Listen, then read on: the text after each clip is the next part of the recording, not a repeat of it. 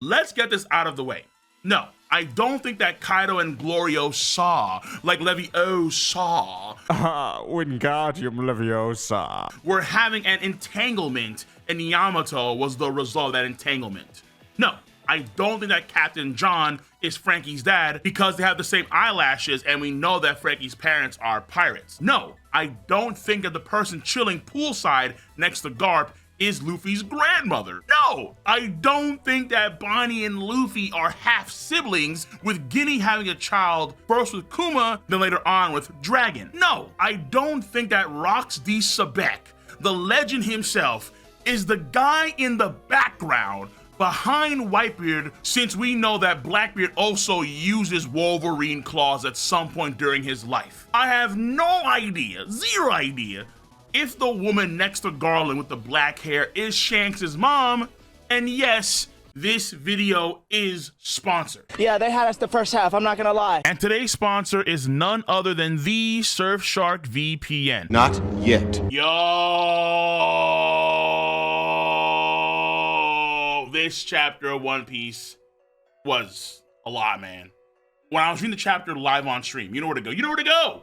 On my Cole Requiem channel, link in the box below to that stream.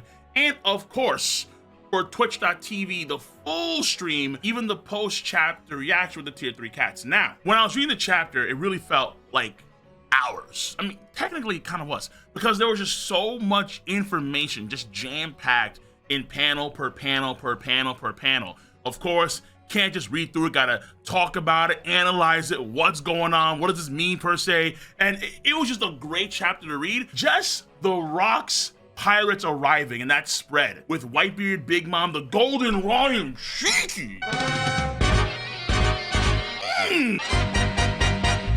But then you have Roger and the boys pull up. Then you have Garp and the boys pull up, bro. And Bogart, whatever. Listen, oh, don't get me started. Don't get me started. When we finally get out of the God Valley stuff, back to the Survey Kingdom, it was like, okay, here's like downtime, because we just got flooded with a whole bunch of information. Like we got caught up in Gojo Satoru's domain expansion. Just flooded with information. It was crazy, bro.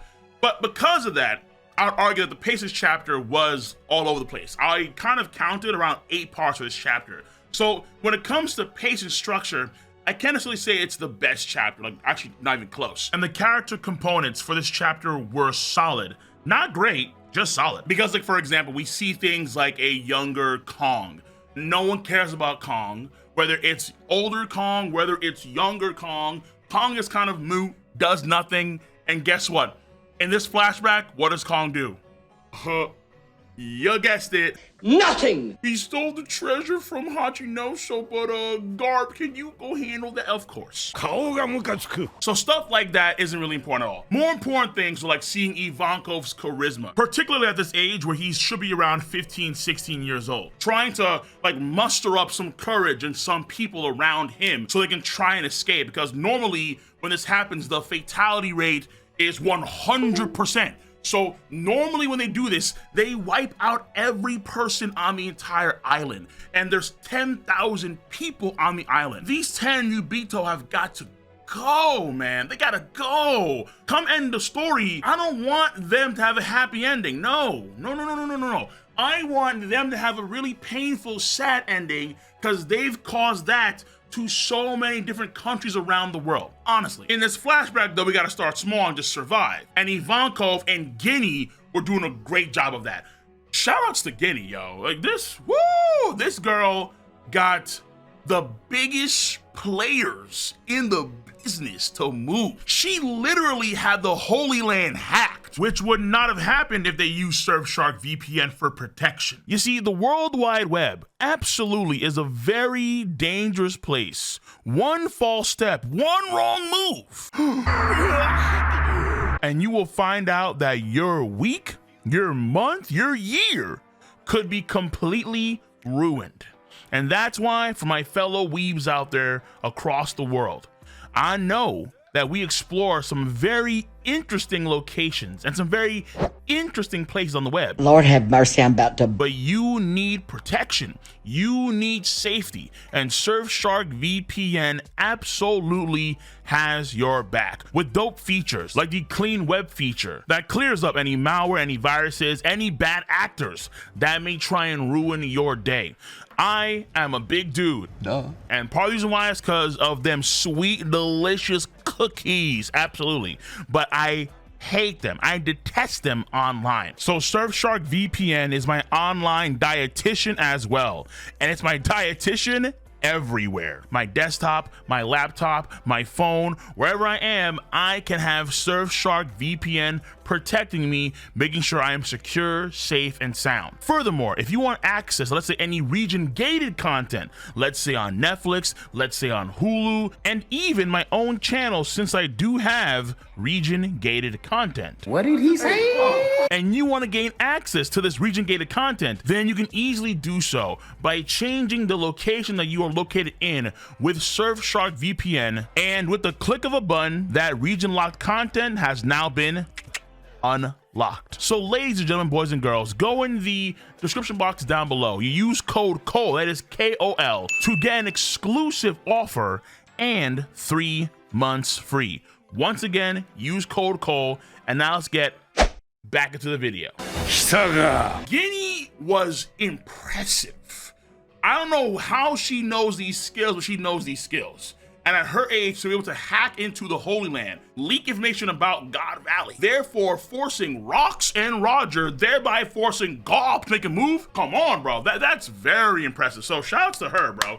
And those skills allow Kuma to survive in the future. So again, big ups to Guinea. And then Kuma himself, just outstanding. He was in the limelight when Frankie met him after the time skip, just God rays. And here he is, we see him in the church, the God rays coming on in. He really is, in more ways than one, a disciple of the sun god. Oh yeah, Kuma saving of 500 lives, albeit 10,000 people. So that means that 9,500 folks did die. However, the fact that it wasn't a 100% fatality in of itself is something to be applauded. So Kuma gets love for sure, without a doubt. But listen, man, I gotta give it up to, I think, like the first movie character becoming genuine canon. Not like we get to see a picture during the Orochi flashback. Not like, let's say, we get a word of mouth about him escaping Impel Down from Sengoku. Actual canon. The Golden Lion Shiki. Bro, yo, I am a big Shiki fanboy. Strong World was lit, and I love the Golden Lion Shiki. The man had great taste. The dude had cool ass powers. I mean, the fact that this guy, he did what Zoro did to completion. Zoro tried to cut his legs off in Little Garden, but he couldn't commit to it. He stopped halfway through. The Golden Lion Shiki committed to it. He cut off his legs, escaped Impel Down, and then he literally took his swords, his famed blades, he literally shoved those things into his own bones.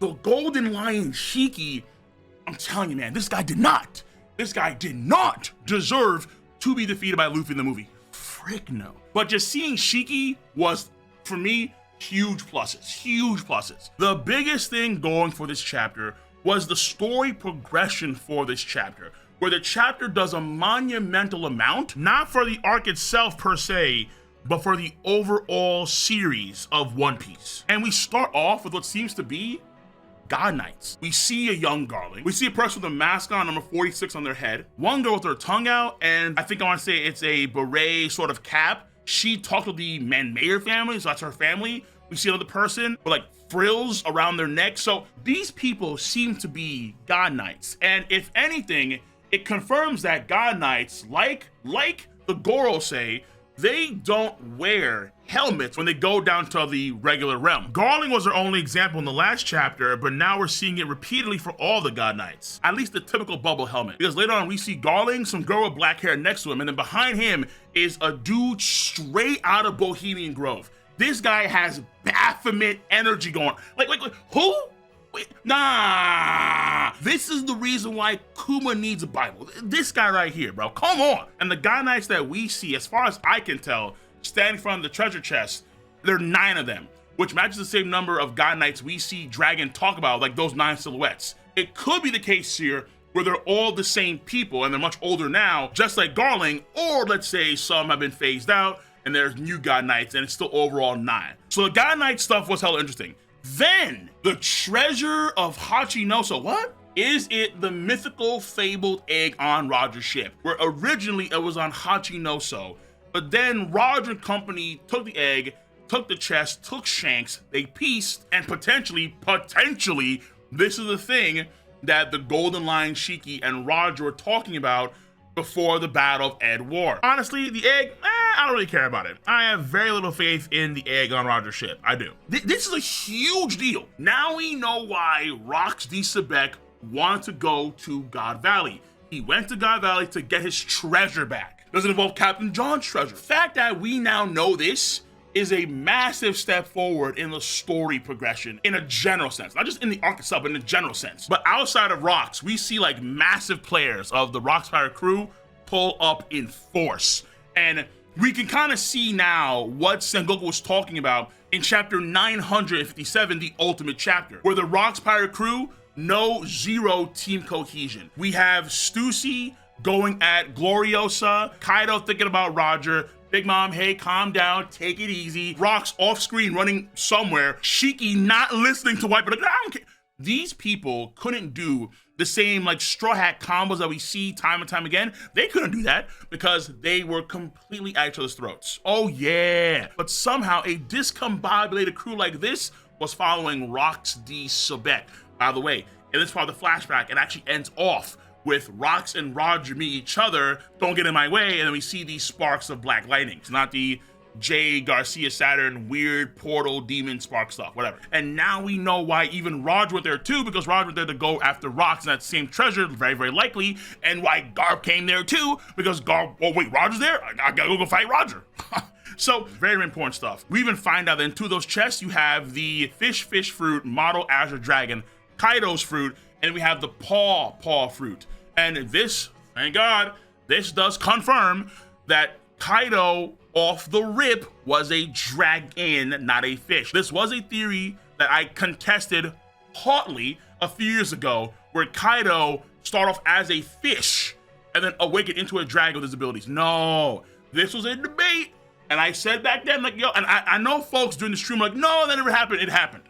Okay? A fish. Not a fish. Dragon. Okay? Off the rip, dragon. Made the most sense, particularly when Oda himself did confirm that it was the model Azure Dragon in an SBS. What's not confirmed is that when we see the panels of Garling and Roger, Garling and a few of the God Knights are standing tall against the oncoming Roger pirates. That no. Even though the paneling may look that way, they're not facing off. All we know is that the Roger pirates are disembarking, and because the oncoming pirates, Garling leads the God Knight, tells the Marines to stand back. We don't see Roger and Garling staring each other down. Particularly, we know, and then this section of the flashback, Rox comes in and Roger and Rox have a meeting. If Garling was staring down Roger, I think his presence would be acknowledged by Roger and Rox, but we're not getting that at all right now. And FYI, I'll put it out there real quick. 10% chance that this guy we see in this picture is the Rox D. Sebek. I'm not, 10% chance, okay? Still gonna put on the table, like at the very edge of the table, and it's kind of just like about to fall off. That's what I mean. And also, since Captain John is here, then the person with the helmet on, right above the guy that's completely silhouetted, if that person isn't Dressrosa Gats, if he's not Gats, then he's very likely the person we see in chapter 452 of One Piece, one of these zombie generals working under Abu Salam during the Thriller Bark arc. So a lot of folks for a while now were saying that these people we see in that chapter, those generals, some of them were Rox Pirate members, and this kind of confirms that, yeah, this guy was a Rox Pirate member. Is he Wang Ji? Because we now know that Wang Ji was a part of the Rocky Port incident. He might be Silver Axe, but again, he can't be Wang Ji. The last few things I gotta say. Number one, big ups to Big Mom for grabbing that devil fruit. Ivankov with Kairo's ability, oh my God. I don't know if I can say the things I wanna say. Sure you can. Say it right now. That would have been a sweet dragon. Boggle Wing? Hey. Listen, man, that'd